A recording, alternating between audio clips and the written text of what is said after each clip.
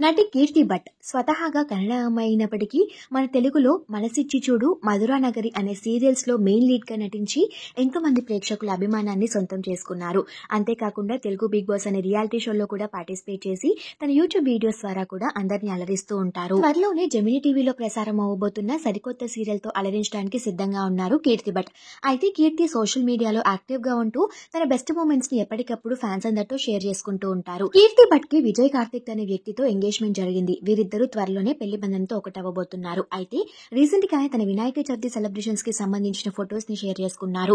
ఆ ఫొటోస్ లో నుదుటిన కుంకంతో కనిపించారు. అయితే ఆ ఫొటోస్ చూసిన వాళ్ళంతా మీ నుదుటిన బొట్టు పెట్టుకున్నారు, మీకు పెళ్లైందా కీర్తి గారు అని అడిగారు. ఇంటికి వచ్చిన వాళ్ళు పెట్టారు, వద్దు అని చెప్పకూడదు కదా, అందుకే పెట్టించుకున్నాను అని అందరికీ క్లారిటీ ఇచ్చారు. మీ మ్యారేజ్ ఎప్పుడు అక్క అంటే త్వరలోనే అప్డేట్ ఇస్తాను పెళ్లి గురించి అని రిప్లై ఇచ్చారు.